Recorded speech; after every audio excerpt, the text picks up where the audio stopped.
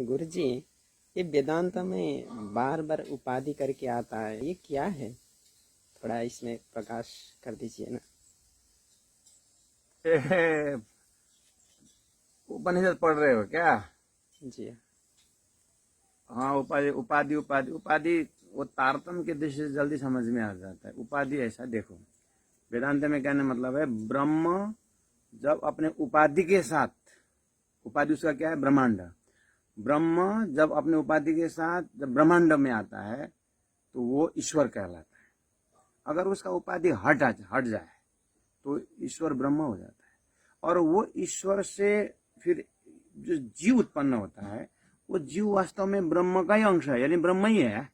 लेकिन जीव जब शरीर, मन, बुद्धि ये उपाधि के साथ आता है, जब उसका परिचय जैसे करंट जब बल्ब के साथ आता है तो बल्ब में करंट, कपड़ा जब धागा जब कपड़ा होता है तो कपड़ा का उस उपाधि हो गया। अगर कपड़ा रूप हटाना हो तो धागा धागा ही हो जाएगा, है ना। और वो बल्ब हटाना हो तो करंट करंट रह जाएगा। ऐसे ही वो शरीर, ये व्यवहार ऐसा जो मन बुद्धि चित्त इसका जो जीव ने धारण किया है उसको उपाधि बोलते हैं। अगर वो हट जाए तो क्या बनेगा? जीव। जीव शुद्ध विशुद्ध जीव बनेगा, वो आत्मा कहलाया। तो इसी तरह ईश्वर भी ब्रह्मांड रूपी उपाधि लेके बैठा हुआ है, इसलिए उसको भी उपाधि हट जाए, यानी ब्रह्मांड हट जाए तो क्या हो जाएगा? वो ब्रह्म हो जाएगा। तो जीव और ब्रह्म एक हो गया कि नहीं हो गया?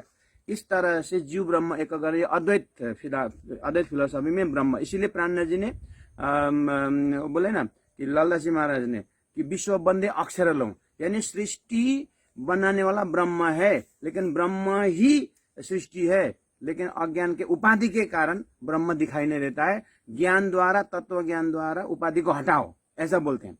तो अब ब्रह्म के ऊपर उपाधि आई नहीं बात यहां तक। प्राणनाथ जी यानी तारतम्य पूछता है, ब्रह्म तो उजाला है और उपाधि अंधकार है, तो उजाला ब्रह्म में, अंधेरा ब्रह्मांड रूपी उपाधि कैसे आया? बस यहां प्रश्न पूछने पर वो जो बोलते हैं व्याख्याकार बोलते हैं कैसे आया, रिमूव वाई एंड एंजॉय। बस वो ब्रह्म की लीला है, या वो ब्रह्म के ऊपर आए उपाधि। बस तुम हटाने का प्रयास करो ना। शास्त्र दिया, वेद दिया, तो तुम शरीर के, आत्मा के ऊपर शरीर कैसे आ करके शरीर आ गया।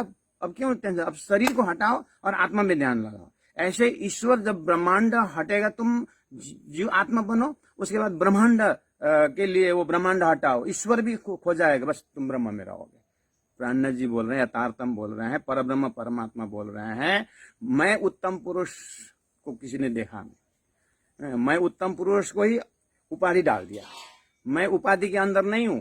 परब्रह्म परमात्मा श्री राजीव तारतम द्वारा बोल रहे हैं, तारतम की भाषा में मैंने अक्षर के ऊपर फरामोशी डाल दिया। वो फरामोशी तारतम्य वेदांत के भाषा में उपाधि है, लेकिन उसके ऊपर उपाधि डालने उनके पास उत्तर नहीं है।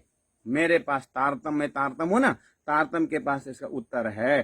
तो तारतम अक्षरातीत परब्रह्म परमात्मा ने अक्षर ब्रह्म के ऊपर उपाधि यानी फरामोशी डाल करके ईश्वर बन गया, और ईश्वर से जीव बन गया, ये सृष्टि बन गई।